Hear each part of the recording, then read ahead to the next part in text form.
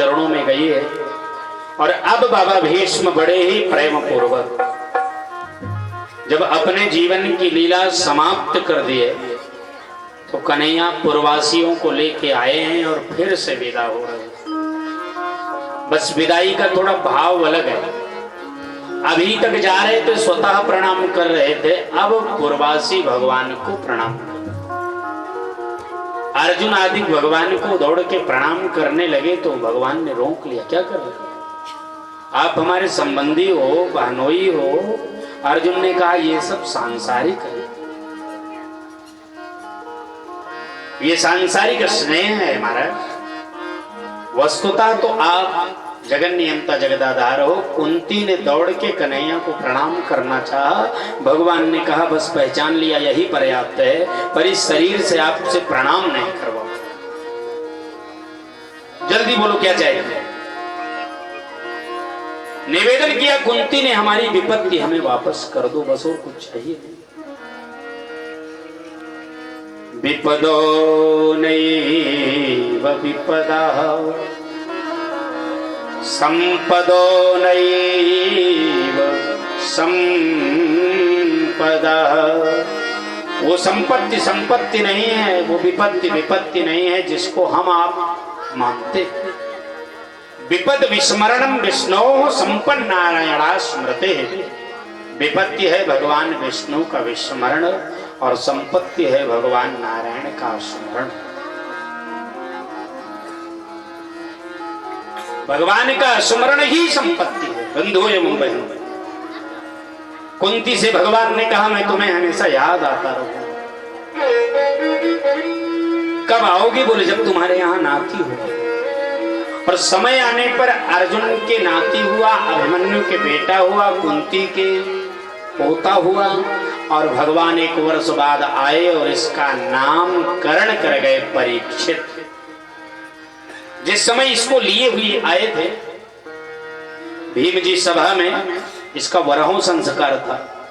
तो ये हुआ कि इसका नाम रखना है, तो ये चारों तरफ देख रहा था।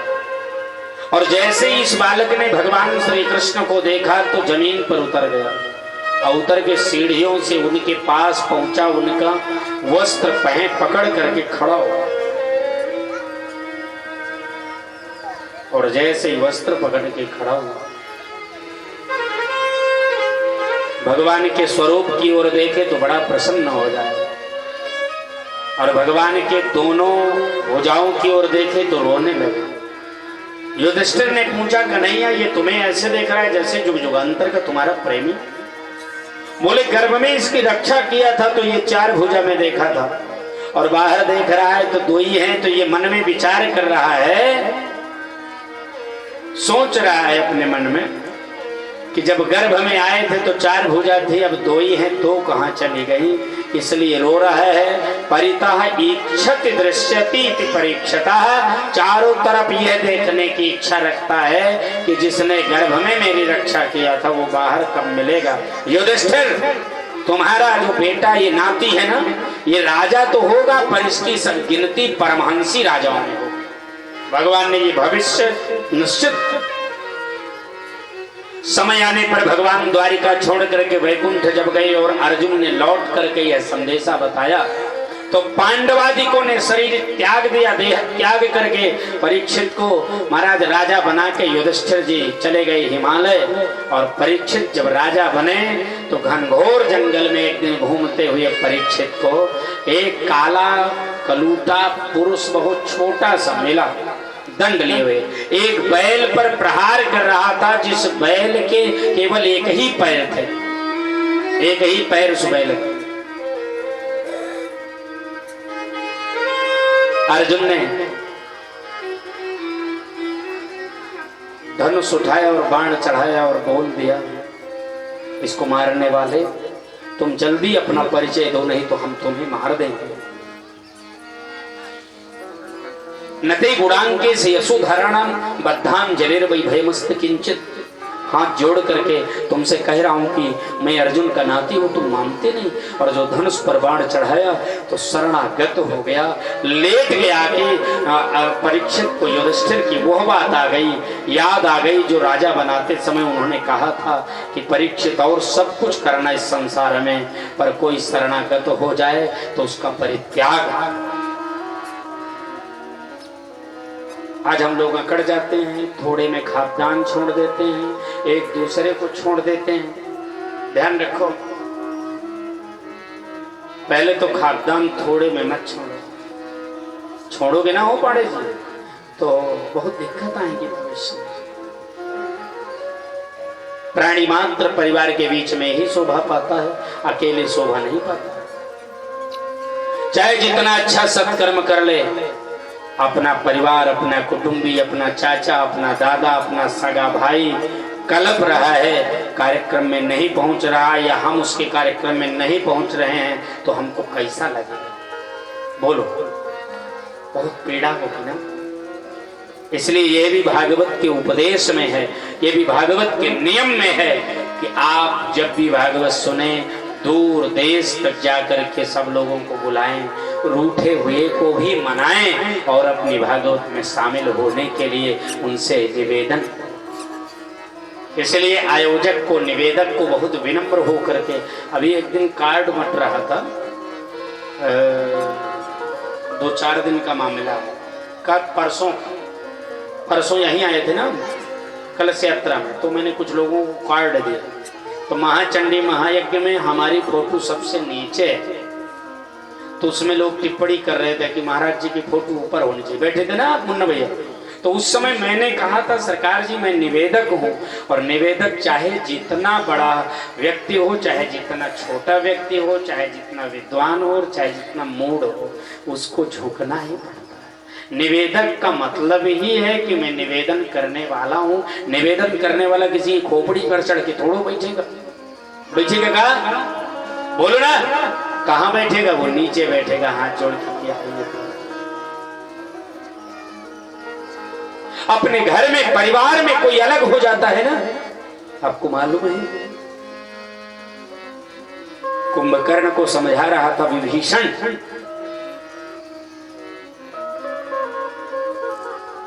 विभीषण ने कुंभकर्ण से कहा मेरी वो राजा हो, सुख पाओगे। कुंभकर्ण ने कहा क्या धर्म है और क्या अधर्म है, क्या इसका बोध तुम्हें है विभीषण? आज तुम राम की शरण में चाहे जितना हो लो, पर जब तक ये सृष्टि चलेगी कोई तुम्हारे नाम को अपने बेटे का नाम नहीं देगा। आज तक किसने विभीषण नाम रखा अपने बेटे को? बोलो ना, काम बड़ा अच्छा है विभीषण का, लेकिन क्या नाम रखा किसी ने अपने बेटे का नाम कि हमारा बेटा विभीषण है? नहीं रखा। तुम श्रद्धा की दृष्टि से नहीं देखे जाओगे विभीषण। और एक बात सुन लो, भाई भाई की पूजा हो जाए, और यदि शरीर में के किसी अंग में कोई रोग हो जाए तो शरीर उस अंग का त्याग नहीं कर देती। बोलो, त्याग कर देती है का? भाई, बंधु, परिवार सब एक अंग होते हैं। जितने दूर रहोगे, समाज में आने वाला व्यक्ति एक ही प्रश्न करे। कुछ लोगों को तो इसी में मजा है, कसो उनसे बात ही नहीं। अब बैठ गए, सब काम छोड़ के चटनी परसत रहे, बैठ के आवत का बता दिए माँ हमार कोनो गलती हो तो बताओ। अब 3.5 घंटा एक लेक्चर दिया, वो बैरिस्टर बना सुनत रहे, कुछ बोल नहीं पाए। और 2 जने उधर लगा, जो ने कई पार्टियां है उन्हों रोवत है। जुड़ना दोनों चाह रहे हैं, जुड़ने का तरीका कोई नहीं दे पा रहा, ये ध्यान रखिएगा। और बंधु भाई केवल इसलिए नहीं हो, सिर के बाल मुड़ाने के लिए नहीं होते हैं, वो प्रत्येक सुख और दुख में साथ खड़े रहने के लिए होते हैं। वो हमेशा अकेले शोभा नहीं पाते। प्राणी मात्र नमक रोटी खाए, परिवार में बैठ करके खाएगा, सुखी होगा। अकेले होटल पे बैठ के 56 भोग खाएगा, कभी उसको आत्मिक तृप्ति नहीं होगी, इंद्रिय भले तृप्त हो। आज किसी को मनाने जाओ, मान लो कोई मनाने चला ही जाए, मैं सबकी बात कर रहा हूं, इसमें सब लोग बैठे होंगे जिनकी किसी से पटती नहीं होगी, किसी को मनाने गए होंगे वो माने नहीं होंगे, कि कोई मनाने आया होगा तो खुद नहीं माने होंगे, वैसे तो छटपटाए रहे, और जो कोई आ गया तो फिर उसको झटक दिया। यही उपदेश कर रही है भागवत। जीवन में और सब कुछ करना परीक्षित, पर कोई शरण में आकर के एक बार दंडवत हो जाए, जाओ सभी तावा शरणाई रखी हूं ताही प्राण की नाई। अगर कोई शरणागत हो जाए तो फिर उसका तिरस्कार नहीं करना चाहिए, ये भागवत कह रही है। और जो भागवत कह रही है वही करना चाहिए, और जो भागवत कह रही है अगर वो करने का मन ना हो तो फिर भागवत का कोई मंतव्य नहीं निकलता। औषधि पीने से असर होता है, औषधि रखने से असर नहीं होता है। कथा हम जानते हैं ये औषधि रखना हुआ, और कथा को व्यवहारिक रूप में प्रयोग करना औषधि को खाना हुआ। नवत्त तरसै उपगीयमानात् भवौषध श्रोत्र मनोभिरामात्। कर्णों के द्वारा पी जाने वाली ये भवौषधि है, संसार की औषधि है उन रोगियों के लिए जिनके जीवन में प्रवृत्ति का रोग लग गया है, वो निवृत्त की ओर आ नहीं पा रहे हैं। इस निवृत्त तरसई उपगीयमानात्, निवृत्त के लिए व्याकुल जो भटकता हुआ प्राणी है उसके लिए भवौषध श्रोत्र मनोभिरामात्, ये संसार की औषधि है और कर्णों के द्वारा पी जाएगी, और पी करके प्राणी मात्र अपने जीवन को आरोग्य करेगा। जो भौतिक रोग शरीर में घुसा है उसी से मुक्त हो जाएं। सांसारिक रोग शरीर नष्ट करते हैं, भौतिक रोग जन्म नष्ट करते हैं। ध्यान रखें, संसार में कोई रोग हो जाएगा शरीर में, कोई ब्लड प्रेशर हो जाएगा, कोई शुगर हो जाएगा, कोई थायराइड हो जाएगा, कोई कैंसर हो जाएगा, कोई कुछ हो जाएगा, गुर्दा खराब होगा, केवल शरीर नष्ट होगी। और यदि भौतिक आसक्तियों ने घेर लिया तो आत्मा का जन्म जन्मांतर बिगड़ जाएगा, इसका पतन हो जाएगा। ये श्वान योनि में, कुकर योनि में, सूकर योनि में टहलेगी। इसलिए भागवत पर अपने जीवन को चलाने का प्रयास करें, भागवत के मार्ग पर पहुंचे, चले। हीरागंज महाराज बिहार में बैठे, बिहार के मोड़ पर। हीरागंज किधर है? यही रोड पकड़े चले जाओ। हीरागंज किधर है? यही रोड पकड़े चले जाओ। हीरागंज किधर है? यही रोड पकड़े चले जाओ। अगर पूरे जीवन में 500 लोग बताएं और आप चलना न शुरू करो तो पहुंच जाओगे का? उसी प्रकार एक दुई नहीं, अगर 1000 भागवत सुन लो और भागवत के उपदेशों पर चलने की सामर्थ्य नहीं है तो भागवत आपको अपने लक्ष्य तक नहीं पहुंचा पाएगी। ये ध्यान रखिएगा। व्यवहारिक रूपांतर इस कथा का होना सर्वाधिक आवश्यक। बाबा की बात याद आ गई, शरण में गिर पड़ा, चरण में गिर पड़ा और इसको उठा लिया। बोल का चाहता है, बोले सब राज्य आपका ही है, मुझे कुछ जगह दे दीजिए, मैं भी रहना चाहता, मुझे भी रहना। परीक्षित जी ने 4 स्थान कलयुग को दिए। द्यूतम पानम स्त्रिया सोना। द्यूतम जहां जुआरी जुआ खेल, तिवारी जी, श्री कृष्ण त्रिपाठी जी से कह रहा हूं, जहां जुआरी जुआ खेलते हैं वहां कलयुग रहता है, ध्यान रखो। पानम जहां पीने वाले रहते हैं, तो गंगा जल पिए वाले नहीं सोचा व्यास से बंद कर दिए। हाँ, स्त्रिया, स्त्रियों के लिए कहा है। स्त्रियों में किसकी स्थिति आती है? हमारी भारत में जितने देवियां हैं इनको भारत की मां कहा गया, इनको माता कहा गया। स्त्री कौन? जो अपने पति, अपने बच्चों में, अपने घर में निवास कर रही है, जिसका मन अपने ही प्रियजनों में रमण कर रहा है, वो देवी। देवी ध्यान रखिएगा। और जिस देवी का मन अपने पुरुष से हट के किसी और पुरुष में लगा हुआ है, चिंतन कर रहा है, उसे स्त्री कहिए। जिसके यही स्थिति पुरुष की भी है। अच्छा नहीं, पुरुष लोग सोचे कि हमको कुछ नहीं कहा जा रहा है। मातृवत परदारेषु परद्रव्येषु मामति। दूसरों के पत्नी में मातृभाव, परद्रव्येषु मामति, दूसरों के धन में तनिक भी अपना मन न जाए। यह पुरुष की सबसे बड़ी पौरुषता है, पुंसत्वता है। अब अगर दूसरे के धन और दूसरे की स्त्री में मन दौड़ने लगा तो वो पुरुष कम नपुंसक ज्यादा है। पुरुषत्व तो केवल किसी इंद्रिय के वशीभूत होकर के श्वान की भांति दौड़ने से नहीं जगता है। समस्त इंद्रियां जो कुमार्ग की ओर जा रही हैं उनको बस में रखना, उनको रोकना ही संसार का सबसे बड़ा पुरुषत्व है। ये ध्यान रखिएगा, इस पुरुषत्व को बनाओ। सोना, जहां पर गर्भपात कराए जाते हैं वहां रहना। 4 स्थान दे दिया। कलयुग ने निवेदन किया, सरकार ये 4 स्थान तो ठीक है, जहां आप चाहोगे हम वहीं रह जाएंगे, पर एक बात बताओ, मान लो हमारा मन यहां से ऊब गया तो हम कहां जाएंगे, ये तो बताओ। परीक्षित जी ने कहा बस 4 स्थान के अलावा हमारे पास दूसरा कोई स्थान तुम्हारे लिए नहीं है। इन बच्चों को थोड़ा सा देख लेंगे बस। आज का क्लास बहुत अच्छा चला है, बहुत अच्छा सुनते हो आप, बहुत ऐसे चाहते हैं। हजारों फूल कम है एक दुल्हन को सजाने के लिए, एक फूल काफी है अर्थी पर चढ़ाने के लिए। 10,000 श्रोता किसी काम का नहीं जो बचर बचर करता रहे। कुल 10 ही हो लेकिन एकाध जन के हृदय में बात प्रवेश कर।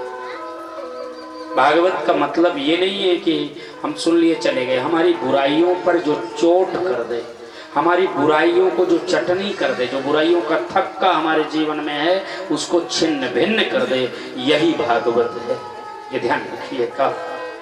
परीक्षित जी ने निवेदन किया। क्या निवेदन किया? हम 4 के अलावा दूसरा स्थान नहीं देंगे। कलयुग ने कहा आपने हमारे दोष देखे हैं, गुण तो देखे ही नहीं। तुमने क्या गुण है? कलयुग। तब कलयुग परीक्षित से कह रहा है, मास्टर साहब यत् फलम नास्ति तपसा, जो फल बड़े बड़े ऋषियों को नहीं प्राप्त होता तपस्या से, न योगेन, जो फल बड़े बड़े महात्माओं को नहीं प्राप्त होता द्वापर त्रेता में योग से, समाधिना, जो फल बड़े बड़े मुनियों को नहीं प्राप्त होता द्वापर में समाधि से, तत्फलम लभ्यते सम्यक कलौके सव कीर्तना, कलयुग में वो सारे फल कृष्ण के कीर्तन से प्राप्त होंगे। परीक्षित प्रसन्न हो गए, वाह महाराज, इससे तो हमारे इष्ट का नाम बढ़ जाएगा, बोलबाला हो जाएगा। आप क्या कह रहे हो, फिर से कहो। बोले जो फल सतयुग में बड़े बड़े ऋषियों को तपस्या से नहीं प्राप्त हुआ, जो फल बड़े बड़े मुनियों को त्रेता में योग से नहीं प्राप्त हुआ, जो फल बड़े बड़े महात्माओं को द्वापर में समाधि से नहीं मिला, वही फल कलयुग में छोटे से छोटे व्यक्ति को कृष्ण कहने से मिल जाए। श्लोक क्या कह रहा है मास्टर साहब? आप तो विद्वान श्रोता, कितना बढ़िया श्लोक है। पुराने लोग जो ऐसे इतना अच्छा श्लोक सुन रहे हो, ये बहुत बड़ी गरिमा का विषय है। आज कोई श्लोक सुनने नहीं चाहता, मुझे प्राउड है आप पर। बहुत अच्छे श्रोता हुआ, बिल्कुल गरज के कह रहा हूँ कि आज बिल्कुल एकदम मन से कह रहा हूँ। श्रोता तो हमेशा शांत रहते हैं सुबुल जी, लेकिन 388 नंबर की मेरी कथा है, ये चल रही है। आज तक इतने शांत श्रोता मुझे कहीं नहीं मिले, ये ध्यान रखिएगा। बहुत ही अच्छा सुन रहे हो आप। यत् फलम नास्ति तपसा न योगेन समाधिना, सतयुग में तपस्या से, त्रेता में योग से, द्वापर में समाधि से, तत्फलम लभ्यते सम्यक, जो 1,000, 10,000, 1,000 लाख वर्ष तक तपस्या करने से, योग करने से, समाधि करने से बड़े बड़े ऋषियों को, सिद्ध जनों को, तपस्वी जनों को, बोधगम्य महात्माओं को नहीं प्राप्त हो सका, वही कलयुग में केवल कृष्ण कहने से एक मूढ़ को भी प्राप्त हो जाएगा। परीक्षित जी बोले तो 5वां स्थान तुम अपने मन से ले लो, बोलो क्या चाहिए, तुम तो बड़े अच्छे। कलयुग ने कहा कि क्या हमको स्वर्ण में स्थान देंगे? दे दिए। और स्वर्ण में स्थान पाया तो सबसे पहले परीक्षित के ऊपर चढ़ लिया। कलयुग परीक्षित के सिर पर मुकुट लगा था ना, इसी पर चढ़ लिया। और जो इस पर चढ़ लिया, परीक्षित को प्यास लगी, महात्मा के भवन चले गए। इसको यहां चढ़ने की क्या जरूरत थी? जरूरत ये थी कि जब राजा अधार्मिक हो जाए तो प्रजा को अधर्मवान बनाने में देर नहीं लगती, और यदि राजा धर्मवान है तो प्रजा धार्मिक नहीं होगी। घर का पुरखा अगर धर्मवान है तो घर में घंटी जरूर बजेगी। और घर के पुरखे ताश खेलत बैठे बगिया में और बुलावत है लड़के, जा जाके आजकल देखे हो गए, हम तो देखे हैं ना, बाबा चला आवत ही यार, अबे जोरा नहीं है, लकड़ी पूरी नहीं भया सब, कई दाई खेले को हो था 12 दाई धो, कई पत्ता होता 13 दाई, ऐसे हो चौराहों पे लकड़ी उकड़ी खेलत रहा, मालूम पड़ा तो पूरी जागीर दिखाई देते। अब महाराज ये अभी तो ये नहीं हुआ, अब आ रहे हैं। तब तक पत्नी जब आई, जब वहां खड़ी हुई, सुना था, अब जान गए, अब नाक के ऊपर पाने हो गया तो पत्ता फेंके भागे। कसो तिवारी, अरे यार चलिए, अभी भगवान ससुर हमारे नाव का फरा, वहां क्या धर्म होगा। अब पहुंचे बटलोई में, घंघोए भगवान को रख दिए ऊपर और हल्दी और अक्षत चढ़ा कर बाहर निकल आए। और फिर किसी ने पूछा कि कब भैया पांडे बहुत जल्दी पूजा हो गए, तो बोले कहा हम ढोंग करी थी का, अब जो 3 घंटा अभिषेक और संध्या कर बैठा है वो ढोंगी होगा, और जो भगवान का घंघोए के बाहर धय दे वो त्यागी होता है ना सर। अब ऐसे देखिए महाराज, परीक्षित जी को निवेदन, परीक्षित जी ने निवेदन किया, आ जाओ स्वर्ण में हो जाओ, सीधे कलयुग परीक्षित के ऊपर। उसके कारण 2 हैं। पहले तो ये कि इस राजा को अधार्मिक बनाओ जो धर्म की रक्षा करना, और दूसरा कारण ये है कि इसके ऊपर जो मुकुट लगा है वो अधर्म का मुकुट है। जरासंध के यहां से भीम उठा ले आए थे, आज संयोग बस उसी को लगाए चले और लगाए चले आए तो महात्मा के कुटी में पानी पीने पहुंच गए। अब जरा बताइए, आपको प्यास लगे, आप कितने भी बड़े राजा हो, कितने भी बड़े गोमाध्यक्ष हो, कितने भी बड़ी कुछ हो, हम कुछ भी हो, और हम कोनो सन्यासी के पास पहुंच जाएं और कहें कि पानी पिलाओ सन्यासी जी, ये न्याय होगा क्या? यही न्याय। आजकल लोग बाबाओं से पानी मांग रहे हैं। कुटी उठी हमारे यहाँ बहुत है, गंगा के किनारे, हम लोग गंगा किनारे वाले हैं ना, हमारे घर के बाद गंगे जी हैं, घर नहीं है, तो वहां कुटिया पर कसो बाबा कहेंगे पानी ले आवा यार। अब बाबा से यार हो गया और फिर कहते हैं कि आशीर्वाद बनाए रखना, समझे? तो इस अशिष्टता में आशीर्वाद की तनिक भी चाहत कहां पूरी हो सकती है। महात्मा से पानी मांगा परीक्षित ने, महात्मा प्राणायाम में थे।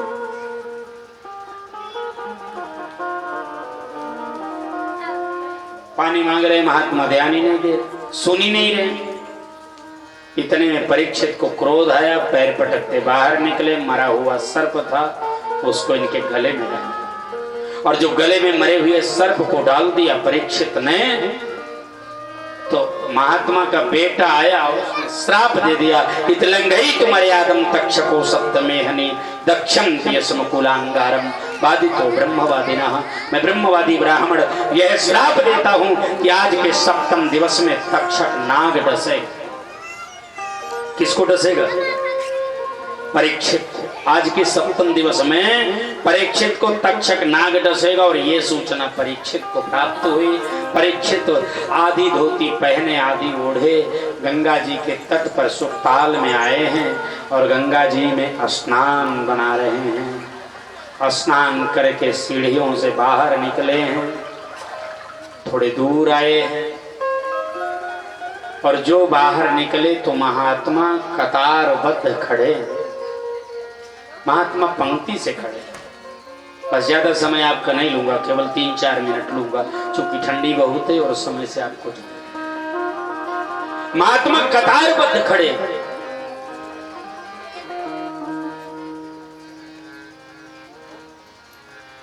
परीक्षित ने निकल के महात्मा जनों को, थोड़ा गंभीर है इसलिए ध्यान से, महात्मा जनों को, साधु जनों को प्रणाम किया। स्वागतम ते नमस्तुभ्यं ब्रह्मन् किं करवाते। हे ब्राह्मण देवता, हे महात्मा, आपका स्वागत है, नमस्तुभ्यम, आपको प्रणाम है महाराज। बोलिए क्या आदेश है इस दास के लिए। और ये सुनते ही परीक्षित जी के सामने जितने महात्मा सबके अश्रु बहे। परीक्षित ने कहा क्यों रो रहे हो? अगर किसी ने आपके प्रति उद्दंडता किया है तो अभी मेरे पास 7 दिन हैं, आज मैं उसको बचने नहीं दूंगा। अभी मैं चक्रवर्ती सम्राट हूं, बोलो क्या चाहिए। महात्माओं ने कितनी सुंदर बात कही। महात्मा माने समझ रहे हैं ना, आजकल सबको महात्मा बनने की बड़ी चिंता है, महापुरुष बनने की बड़ी चिंता है कि हमको लोग महापुरुष कहें, बड़े महापुरुष हैं। वहां पर निवेदन होता है कि महापुरुष कौन, स्मृति का प्रश्न है। सुगुल जी स्मृति पढ़ते हो ना, इसमें तो स्मृति में कलौ पाराशर स्मृति है। कलयुग में पाराशर स्मृति का बड़ा महत्व है। तो मनुस्मृति तमाम स्मृतियां हैं, पर कलयुग में पाराशर स्मृति का बड़ा महत्व। और स्मृति में लिखा है कि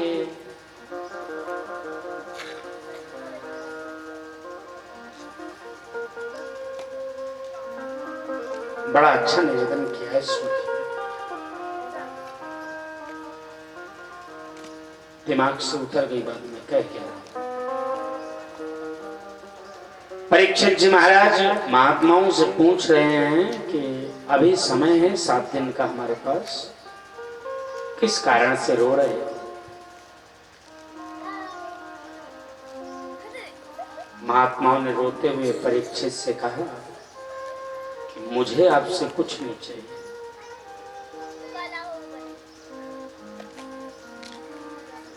हम तो इसलिए दुखी हैं। हाँ, साधु नाम दर्शनम पुण्यम याद आया, तीर्थ भूताय साधुआ।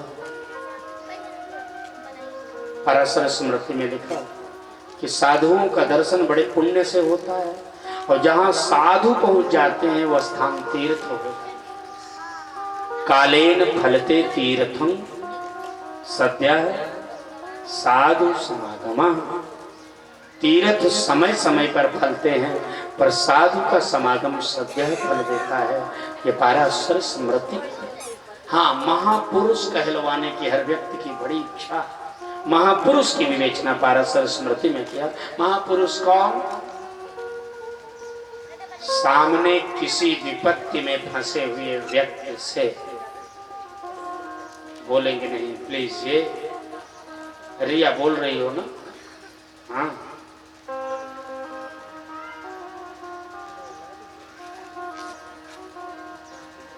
सामने कोई घनघोर विपत्ति में फंसा हुआ है, कोई बुजुर्ग साइकिल पर बोरी लादे तो ऐसा कुछ दिखता नहीं, कोई चीज ठेल रहा है और आप अपना बड़प्पन छोड़ करके उसके उस ऊंचाई भरे मार्ग को पार करा दो और उससे आपका कोई परिचय नहीं है, यह आपकी महापौरुषता का लक्षण है। किसी भी विपत्ति में फंसे, ये विशेष सब बातें हैं, इसको लेकर के जाए। किसी भी विपत्ति में फंसे हुए व्यक्ति से, जिससे अपना किसी प्रकार का हित नहीं होने वाला है, उसकी सेवा के लिए हम सहजता से तैयार हो जाएं, यही हमारी महापुरुषता। परीक्षित ने कहा क्या चाहिए महाराज? महात्माओं ने कहा आपको इतनी छोटी अवस्था में श्राप हो गया, हम इसलिए दुखी हैं। परीक्षित ने निवेदन किया महाराज हमें श्राप का बिल्कुल भय, अब तो मुझे पता लग गया कि श्राप है ये नहीं है। अब मोहि भरोस हनुमंता, बिनु हरि कृपा मिले नहीं संता। बिनु हरि कृपा मिले नहीं संता।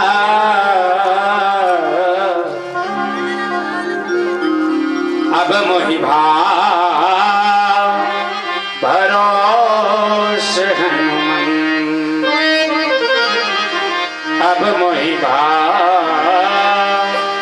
भरोस हनुमंता, बिनु हरि कृपा मिले नहीं संता। महाराज, संतों की बड़ी महिमा है और आप अंतिम समय में दर्शन देने आ गए। हम आपको खोजते और आप मिल जाते तो भी हरि कृपा मानी जाती, और आप बिना खोजे हमारे सामने आके कथाबद्ध खड़े हो, ये हरि कृपा है कि श्राप है? भगवान शिव देवी पार्वती जी से निवेदन करते हैं एक दिन प्रसंग में। पार्वती जी ने पूछा, अच्छा ये बताओ दुनिया में सबसे कठिन का? तब शंकर ने इस पार्वती से निवेदन किया, गिरजा संत समागम समन लाभ कछुआ, बिनु हरि कृपा न मिले सो गावहि वेद पुराण, गावहि वेद पुराण। जो रघुवीर अनुग्रह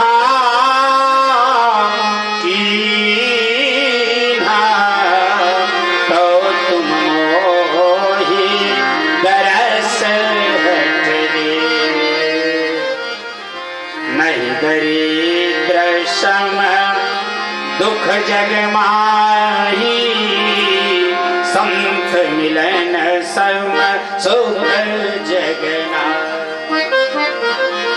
इसलिए महाराज समय नहीं है, इसलिए आप आ गए, बस बड़ी कृपा हुई।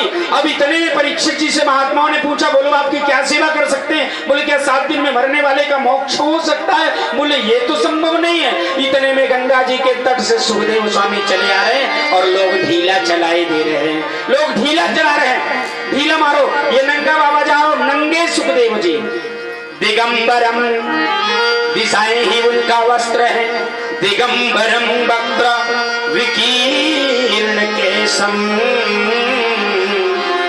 बाल बिल्कुल उलझे बिलझे बाल, दिगंबरम वक्त्र विकीर्ण केशम, अद्वयष्ट भरसम सुकुमार पाद।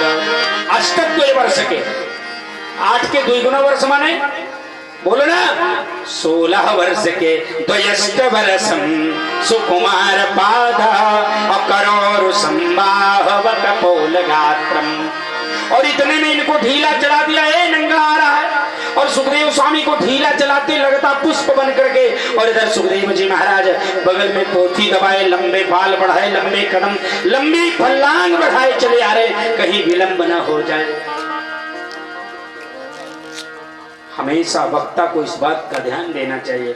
कुल 7 दिन का समय मिला है, 1 से 5 का समय मिला है, तो समय का अनुपालन करे। 1 बजे कहा है तो 1 बजने में 1 मिनट पहले व्यासपीठ पर आवे, उसको इस बात की चिंता रहे कि कहीं मुझे विलंब न हो जाए। क्योंकि मेरा तो काम 12 महीने कथा वाचने का है, पर जिसके यहाँ वाचने आया हूँ उसका काम केवल सप्ताह भर का है, जीवन में एक कई बार हो रहा है, इसलिए उसके दृष्टिकोण से पहुंचना चाहिए। सुखदेव स्वामी दौड़े चले आ रहे हैं, गंगा जी पग पग पर महाराज पांव पखार रही हैं। क्यों पखार रही हैं? कहीं मेरे कथावाचक के पैरों में छाले न पड़ जाएं, कहीं इस बालू पर पड़े हुए कंटका किरण मार्ग के कांटे पर मेरे कथावाचक के पैरों में धंस न जाए, इसलिए नई बालू का परिवेशन कर रही। जय हो, बड़े चले जा। और इतने में महाराज जीरा चला, मारो मारो मारो। राजा साहब परीक्षित जी ने देखा सामने महात्मा चले और दौड़ के जाके चरणों में गिर पड़े। अहो तेजः ब्राह्मणा, ये ब्राह्मण का तेज है। और क्षत्रिय का धर्म क्या है? ब्राह्मण के तेजस्वी चरणों में अपने सिर को रख दे। क्षत्रियाणाम अयं धर्म प्रजापति विनिर्मिता। और ले करके बैठाल दिया, उच्च आसन पर तिलक किया और महाराज बैठाल के माला पहना करके 7 दिन कथा सुनाने का आग्रह किए हैं। और सुखदेव स्वामी बैठ के 7 दिन कथा सुनाने का मनसा वाचा कर्मणा संकल्प लिए हैं। और सारे महात्मा जन इनकी स्तुति कर रहे हैं। हरि कथा सुनाने वाले। आरती का समय हो चुका है, 5 बजने में 1 मिनट या 1.5 बाकी है। हरि कथा सुनाने वाले, हरि ज्ञान बताने वाले, तुमको लाखों प्रणाम, तुमको ज्ञान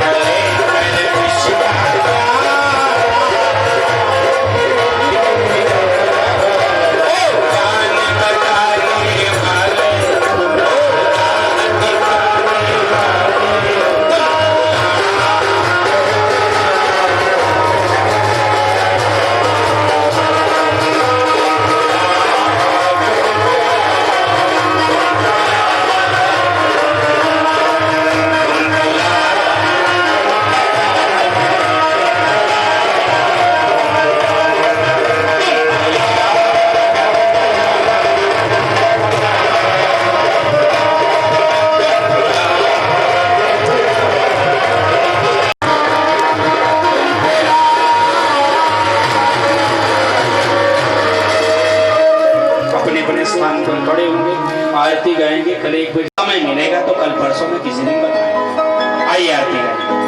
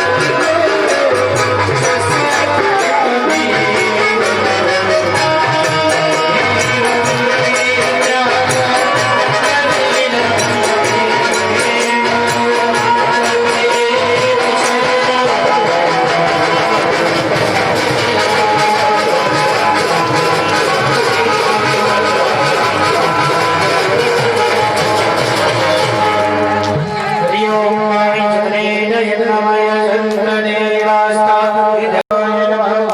प्रेम से बोले यज्ञनारायण भगवान की जय। श्रीमद् भागवत महापुराण की जय। श्री व्यास जी महाराज की जय। धर्म की अधर्म का गंगा मैया की जय। यमुना मैया की जय। सरस्वती मैया की जय। इंद्राज महाराज की जय। श्री हनुमान जी महाराज की जय। नमः पार्वती पतये हर हर महादेव। सर्वे भवन्तु सुखिनः सर्वे सन्तु निरामयाः सर्वे भद्राणि पश्यन्तु मा कुटिल करमालय जाए मोहे जहाँ जहाँ अपनी बरियाए हो। कुटिल करमालय जाए मोहे जहाँ जहाँ अपनी बरियाए तहाँ तहाँ जाने छिरे छोहो छाई तहाँ तहाँ जाने छिरे छोहो छाई कमठ भंड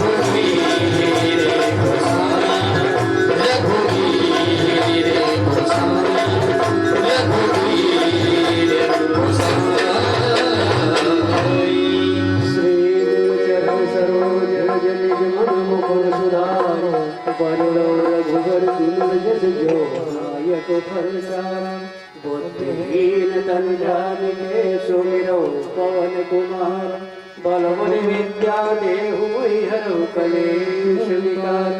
जय हनुमान ज्ञान गुण सागर जय गणेश देव लोक उजागर।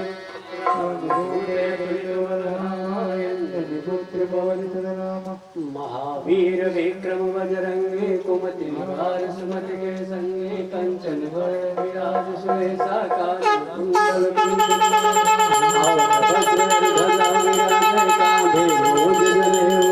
जय शंकर सुवर जय श्री नंदन तेज प्रताप महादेव विद्यावान बलि अति चातुर राम काज कहे को आतुर प्रभु चरित्र सुनिए गौर सिया राम लखन सीता सूक्ष्म रूप धरि सिंह दिखावा विकट रूप धरि लंक जरावा भीम रूप धरि असुर संहारे रामचंद्र के काज सवारे लाए सजीवन लखन जियाए श्री रघुवीर हर सुर लाए रघुपति कीन्ही बहुत बड़ाई तुम मम प्रिय भरतहि संभाय सास बदन तुम्हारो यश गावै यश भई श्रीपति कंठ लगावै सनकादिक ब्रह्मादि मुनीसा नारद सारद सहित यम कुबेर दिगपाल जहाते कवि कोविद कहि सके ताते तुम उपकार सुग्रीव ही कीना राम मिलाय राजपद दीना तुमरो मंत्र विभीषण माना लंकेश्वर भय सब जग जाना युग सहस्र योजन पर भानो लील्यो ताहि मधुर बल जानो प्रभु मुद्रिका मेलु माहि जलद लागी गए अचरज नाही दुर्गम काज जगत के जेते सुगम अनुग्रह तुमरे ते राम दुलारे तुम रखवारे हो नया त्यागन वैसार सब सुख लाए तुम्हारी शरणा तुम रक्षक गाहु को डरना आपन तेज समारो आप तीनों लोक हाक देखा भय भूत पिशाच निकट नहीं आवे महावीर जब नाम सुनावे नाशै रोग हरे सब पीरा जपत निरंतर हनुमत वीरा संकट ते हनुमान मन क्रम वचन ध्यान जो लावे सब पर राम तपस्वी राजा तिनके काज सकल तुम साजा सोई अमित जीवन बल पावे चारों जुग परताप तुम्हारा है वर्षित जगत उजियारा साधु संत के तुम रखवारे असुर निकंदन राम दुलारे अष्ट सिद्धि नव निधि के दाता यशवर दीन जानकी माता राम रसायन सुमरे भाषा सदा रहो रघुपत के दासा तुम्हारे भजन राम को पावे जन्म जन्म के दुख बिसरावे अंत काल रघुवर पुर जाई जहाँ जन्म हरि भक्त कहाई और देवता चित्त न धरई हनुमत से सर्व सुख करई संकट कटे मिटे सब पीरा जो सुमिरै हनुमत बलवीरा जय जय जय हनुमान गोसाई कृपा करो गुरुदेव की नाई जो सत बार पाठ कर कोई छूटै बंदी महासुख होई जो यहाँ पढ़े हनुमान चालीसा होय सिद्धि साखी गौरी सा तुलसीदास सदा हरि चेरा की जय नाथ हृदय महाडेरा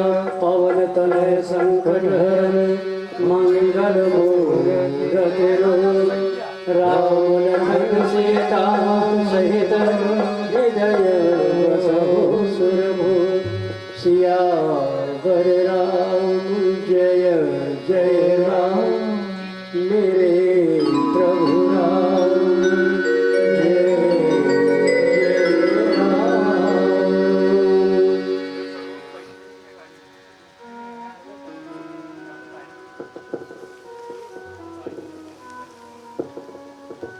जय जय राम।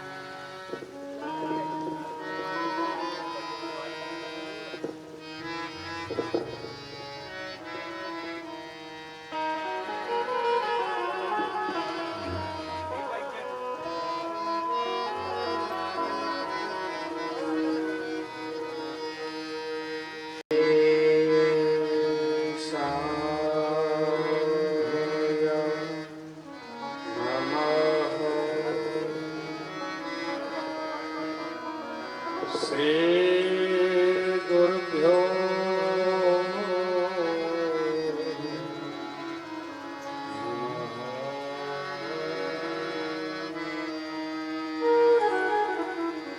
स्वस्ति श्री सरस्वत्यै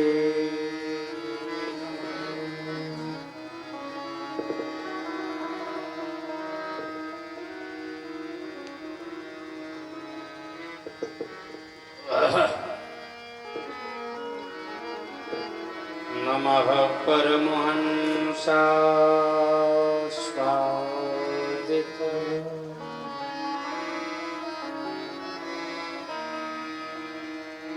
चरण कमल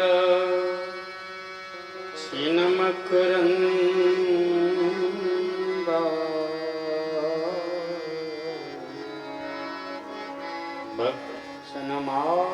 भक्तनमानस निवास श्रीमते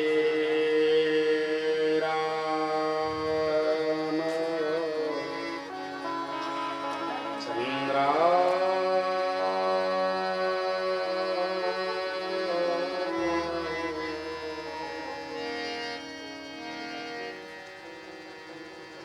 ध्येयं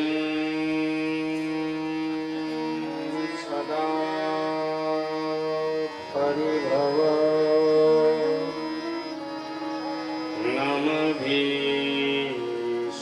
नमभीष्टदोहम्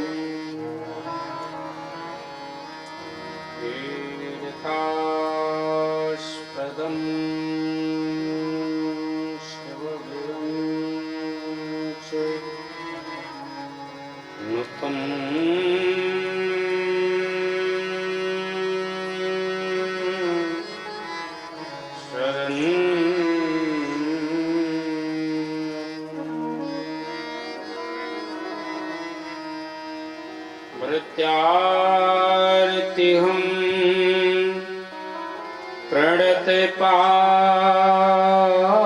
सतपाल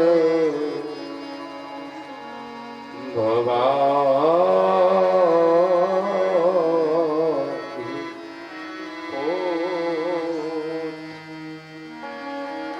वन्दे महापुरुषते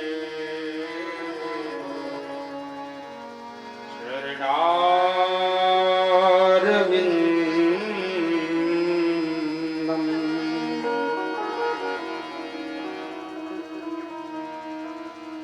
त्यक्त्वा सुदुस्त्यज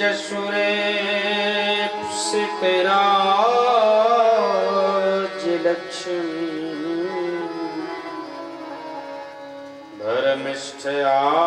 धर्मिष्ठयार्यवचसा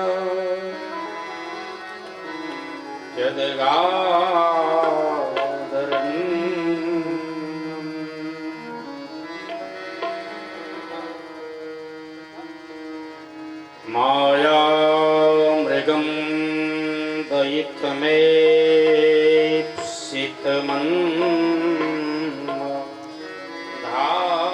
दयित्वमेप्सितमन्धात् वन्दे महापुरुषते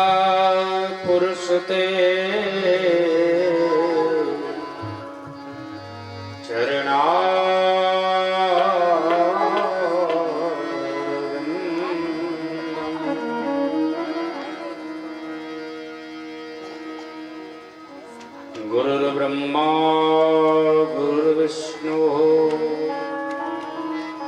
गुरुर्देवो महेश्वर गुरु साक्षात् परब्रह्म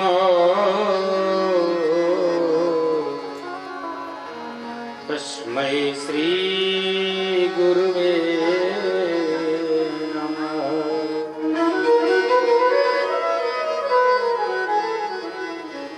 श्री राधे राधे गोविंद गोविंद राम राधे राधे गोविंद गोविंद राम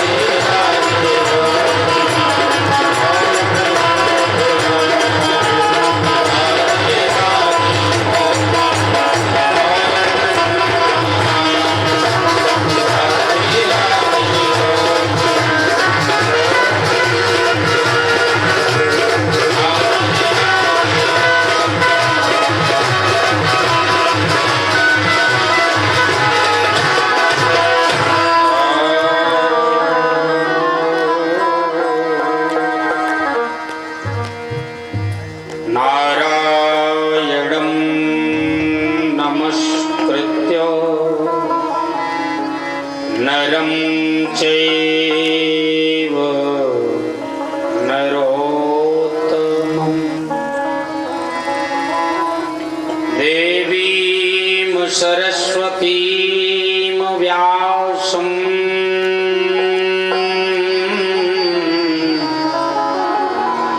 ततो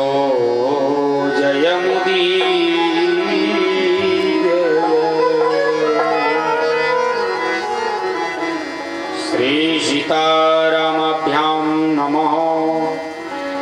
श्री राधा कृष्णाभ्यां नमः। बोलो वृंदावन बिहारी लाल की।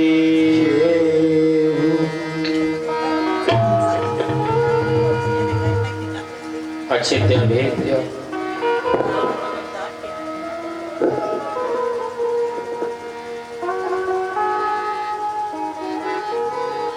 अकारण करुण करुणा वरुणालय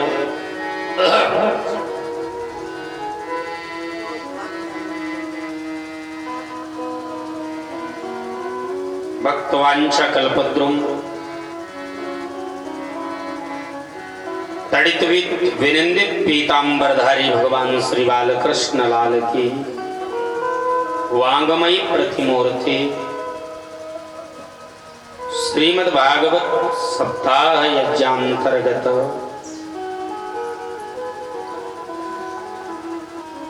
आज द्वितीय दिवस के पतित पावनी द्वितीय वेला में हम सभी समवेत रूप से एकीभूत हो रहे। परमात्मन की करुण कृपा के परिणाम स्वरूप अत्यंत गोपनीय ज्ञान जिस पुराण में है उसका नाम भागवत है। गुह्य ज्ञान का पुराण है।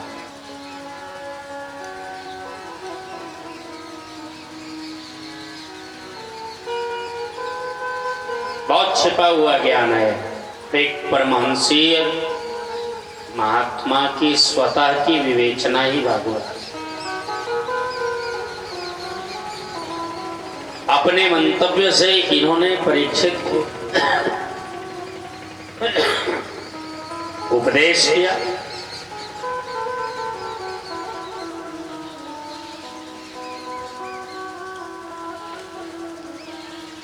परीक्षित को प्राप्त सुखदेव स्वामी का मृत्यु काल के समीप जो उपदेश है यही भागवत है। इसकी बड़ी महत्ता घनघोर कलयुग में। क्यों? इसलिए कि प्रायः प्रत्येक व्यक्ति मृत्यु काल के वश में है। हर व्यक्ति जैसे अन्य युगों में लोग शरीर छोड़ देते थे अपनी इच्छा से, शरीर का दान कर दिया, हड्डियों से अस्त्र शस्त्र बने, देवताओं ने दैत्यों पर विजय प्राप्त की। पर आज वो बात नहीं। इस घनघोर कलयुग में जीव प्रायः भोगी है और सबसे अधिक घबराहट उसको मरने से। सर्वाधिक घबराहट यदि उसको है तो मरने से।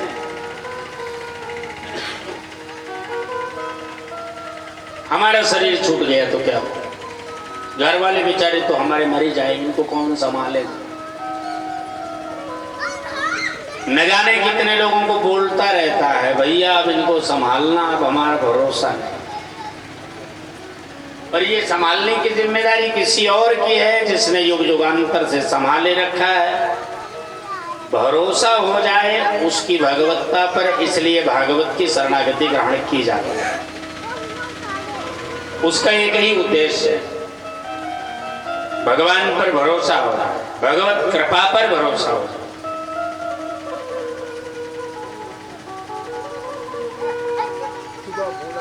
आज सुखदेव स्वामी प्रथम श्लोक का पाठ करे और उसका अर्थ बताए।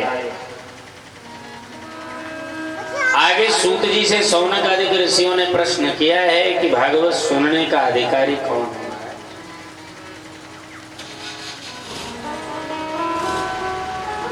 देखिए, अधिकार क्षेत्र की व्यवस्था तो होनी चाहिए।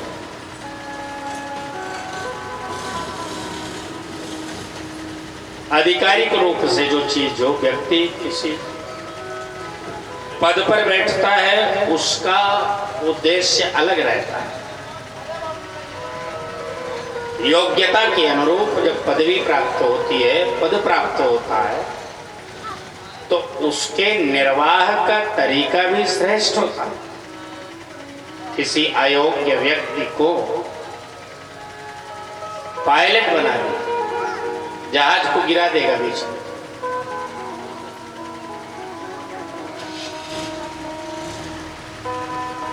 किसी अयोग्य व्यक्ति को व्यासपीठ पर बैठा दीजिए, गरिमा को गिरा देगा। किसी अयोग्य व्यक्ति को साधु पीठ पर, महंत मठाधीश पीठ पर बैठा दीजिए, गरिमा को क्षीण कर देगा और उसका परिणाम योग्य व्यक्ति को भी भोगना पड़ेगा।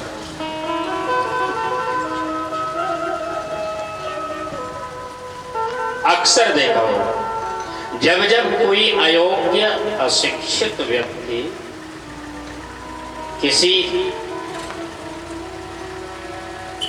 पीठ का, किसी गद्दी का वास्तविक पात्र न होने पर यदि कोई बैठा दिया गया होगा, तो निश्चित रूप से यह पक्का समझिए कि उसने उस पद की गरिमा को सिवा छीण करने के कभी बढ़ाया नहीं। और ज्यादा कहने की जरूरत नहीं। इसलिए भागवत सुनने का अधिकारी कौन?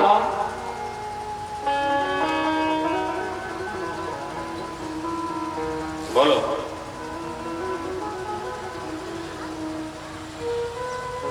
निर्मत्सराणाम सताम, जो निर्मत्सर हो। मास्टर साहब, भागवत सुनने का अधिकारी निर्मत्सर व्यक्ति। निर्मत्सराणाम सताम, जो बिल्कुल मात्सर्य से दूर। मत्सर माने मत्तः सरति इति मत्सर, जो किसी का बड़प्पन देखा, जो किसी के परिवार को बढ़ते हुए देखा, जो किसी को पदवी प्राप्त करते हुए देखा, तो शरीर में चुभने लगे, मुझसे कितना आगे हो। इसके यहाँ तो नाती हो रहे, नातिन तो हो ही नहीं रहे।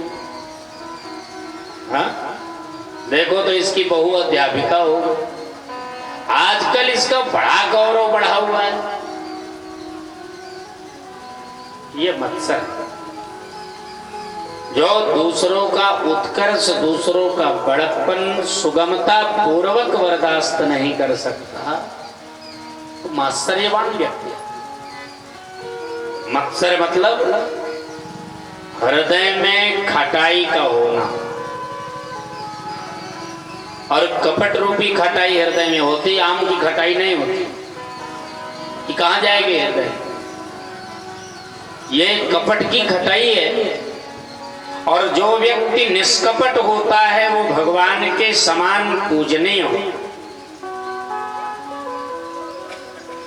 बाबा तुलसी ने एक दोहा लिखा है, सोरठा, जल पे सरिस बिकाए, देखो प्रीति की रीति भली। ये भला प्रेम की एक विशेष रीति देखो कि जल दूध के समान बिकने लगता है। दूध का कीमत कितना है? 40 रुपए लीटर। और 50 लीटर दूध में 10 लीटर पानी मिला दिए तो पानियों 50 लीटर बिक जाएगा, होगा ना? और यदि दूध और जल के मिश्रण में नींबू डाल दिया जाए, खटाई डाल दिया जाए, तो परिणाम क्या होगा? फट जाएगा, पानी की कोनो कीमत नहीं रह जाएगी, दूध फिर भी दुगुना रेट में पनीर बन के बिकने लगेगा, है ना? जल पे सरिस बिकाए, देखो प्रीति की रीति भली। को थोड़ा कम करो, वॉल्यूम बढ़ाओ। देखो प्रीति की रीति भली, बिलग होई फट जाए, कपट खटाई परत पुण्य। हमारा इको नहीं सेट होगा।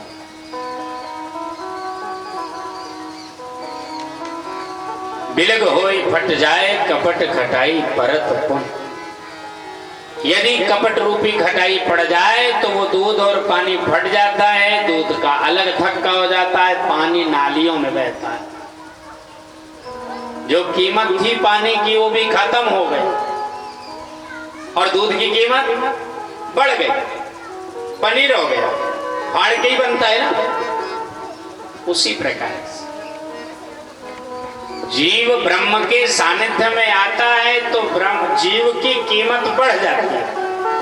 और जैसे ही ब्रह्म के स्थान पर, ब्रह्म पद पर, व्यासपीठ पर रह करके कपट करता है, दुराचार करता है, सदाचार से हीन होता है, वो भगवान से के गद्दी से हटा दिया जाता है। भगवान की कीमत तो पहले से भी बढ़ जाती है, पर उस अधर्म करने वाले जीव की कीमत बिल्कुल नगण्य हो जाती है। वो नाली में बहा दिया जाता है, उसको कोई पूछने वाला नहीं। निर्मत्सराणाम सताम, जो बिल्कुल निर्मत्सर हो। अच्छा, तो इस भागवत से हमें क्या प्राप्त हो?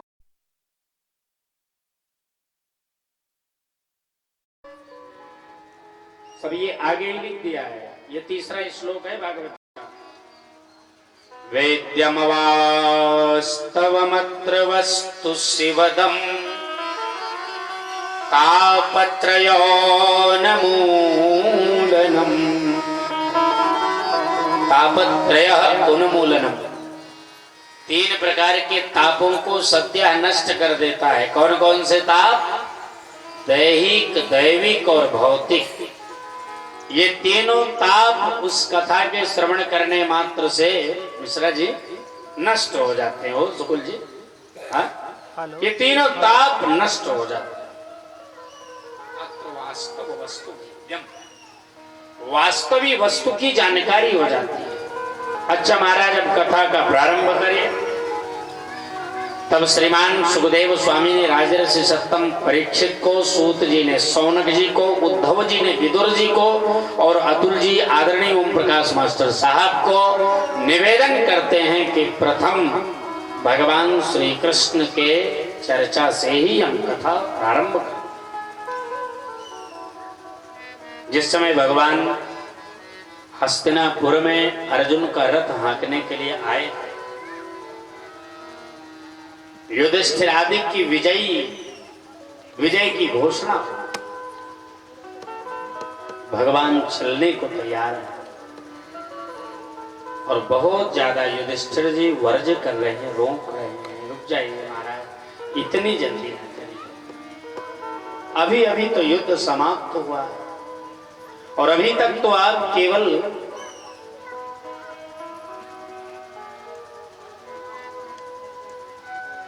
रथ ही हाँकते रहे हैं। अभी थोड़े आपके विश्राम का समय आया तो आप चले जा रहे हैं। कुछ दिन और रुकिए। आजकल लोग कहते हैं किसी को किसी रुकने की फुर्सत ही नहीं। अरे रोकने वाला भी तो बहुत उदार नहीं रह गया है ना। रोकने वाला चाहे तो कोई रुकेगा क्यों? काम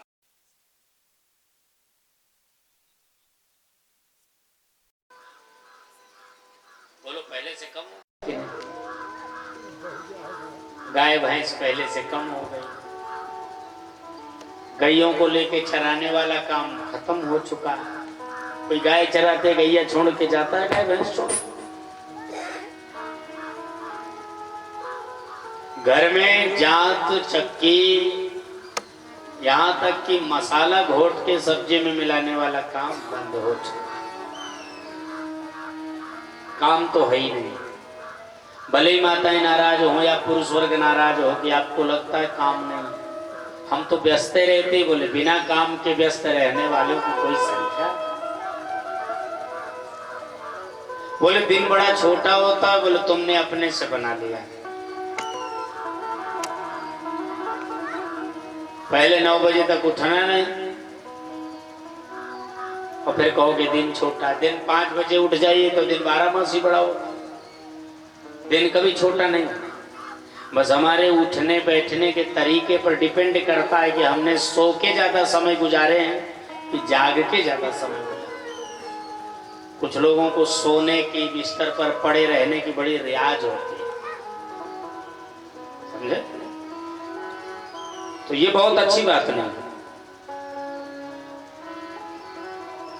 और आप इतनी जल्दी चले जाओगे ये हमने सोचा भी नहीं था। अभी तो हम ऐश्वर्य के मालिक हैं और आपकी सेवा भी नहीं कर पाए। युधिष्ठिर जी रोने लगे, भगवान ने जाने का प्लान कैंसिल किया। मुझे याद है अभी एक कथा हमने किया था गर्मी में, प्रधान जी के यहाँ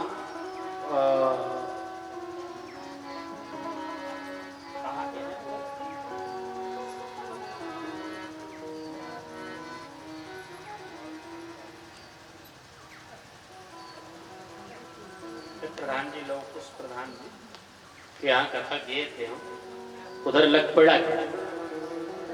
उनके यहाँ अंतिम दिन भागवत में हम गए भंडारे के लिए, तो हम 8 बजे निकलने लगे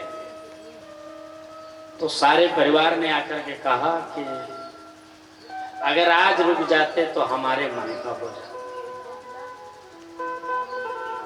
अच्छा ठीक, अभी सेवा भी आपकी नहीं कर पाए आज। हमने कहा 9 दिन 10 दिन में तो खूब किए। बोले नहीं नहीं आज आना जाएगा, आज रुको। तो रुकने वाले की कमी नहीं है, आज भी रोकने वाले की बड़ी कमी है। कोई बहुत अभ्यगत को भावपूर्वक रोके तो कोई ऐसी बात नहीं, भगवान रुक जाते हैं।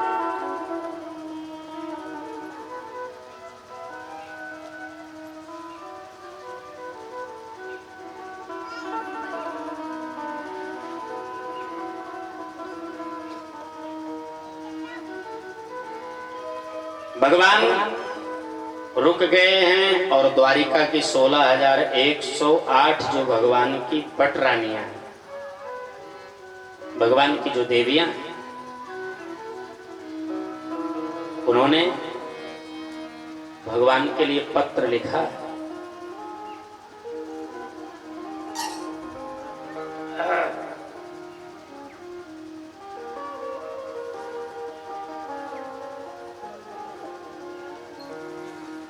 मानो निवेदन किया हो कि ऐसे करोगे क्या, वहीं रुक जाओ।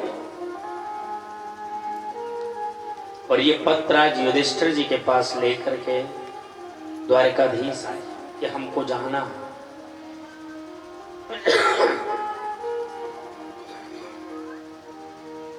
जो ही निवेदन करते हमको जाना है तो युधिष्ठिर जी पत्र लेकर के मैया कुंती के पास आते हैं। मां कन्हैया जाएंगे, रुकेंगे नहीं। और ये सुन करके मां का मन बहुत अधीर हो गया। कृष्ण जा रहे हैं, इनकी कृपा कांक्षा में यह युद्ध संपादित होगा और यही चले जाए।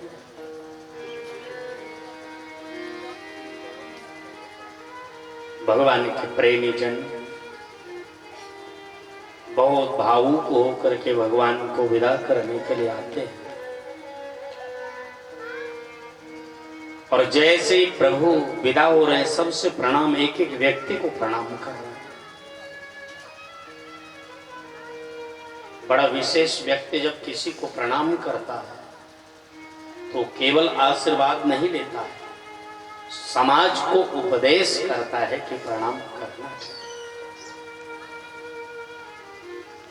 कहीं ये थोड़ी लिखा है कि आप भागवत की कथा वाचक हैं तो किसी को प्रणाम न करें। आप भी किसी के बेटे होंगे, आप भी किसी के भतीजे होंगे, आप भी किसी के नाती लगते होंगे, तो आपके भी तो निज कर्तव्य है ना कुछ।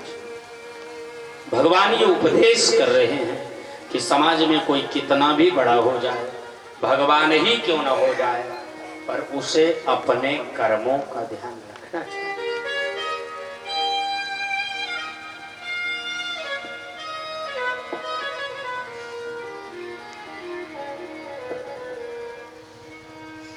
पूर्ववासियों ने भगवान को प्रणाम करते हुए जब देखा तो उनके नेत्रों से अश्रु बहे। ये इतने बड़े होकर दीन जनों से, अपने प्रेमियों से प्रणाम करते, और भगवान के संबंधी है ना अर्जुन आदि इनके बहनोई लगे। कुंती इनकी बुआ है और ये मामदान पहले से ही सब, तो चलते चलते प्रणाम करते। गोविंद के नेत्रों से अश्रु बह रहे हैं, उनको भी इनसे दूर जाने का बड़ा भाव सता रहा है,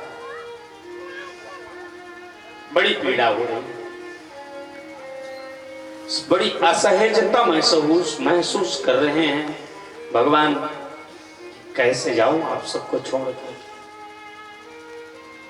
युधिष्ठिर ने भगवान की बाहों पकड़ी है और भगवान को शांत कराते हुए भेजा। भगवान मानो अपनी भगवत्ता भूल करके प्रेमियों के बीच में ऐसे उदासीन भाव से जा रहे हैं कि प्रेमियों के आंखों से अश्रु रुक ही नहीं। आज भगवान को ये नहीं लगता है कि हम भगवान हैं, हमारे भगवत्ता है, हमें नहीं रोना चाहिए। मुझे याद आता है मथुरा आए हैं गोकुल से, मैया बड़ा प्रेम करती है देवकी, और इसके मन में आया कई दिन भगवान हमेशा रोते ही रहते थे, उदास रहा करते थे। आ तो गए हैं कर्तव्य मार्ग पर ब्रजवासियों का स्मरण गोविंद को 24 घंटे आता। ब्रजवासी बहुत अधीर जो होके भगवान को विदा किया। एक ही बात याद आ रही कि मां से कह दिया था कि परसों आ जाऊंगा, नहीं जा रहा होऊंगा तो मां की क्या दशा हो। और विशेष बात, कन्हैया कैसा है ये देखने के लिए तो मां को किसी आना पड़ेगा ना, पूछना पड़ेगा, नंद बाबा को आना पड़ेगा। पर माँ और बाबा कैसे हैं इसके लिए कन्हैया को कहीं जाना तो नहीं पड़ेगा। देखना वर चाहेंगे तो मथुरा की अट्टालिका से देख ले। मथुरा की अट्टालिका पर चढ़ करके सायंकाल सुबह समय रोया करते और देवियां भगवत प्रेम में आसक्त ऐसे बावली सी घर छोड़ करके भगे।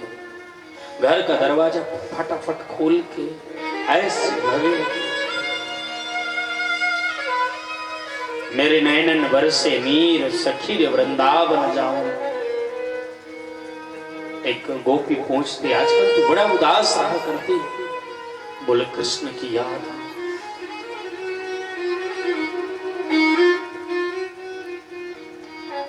कृष्ण के स्मरण में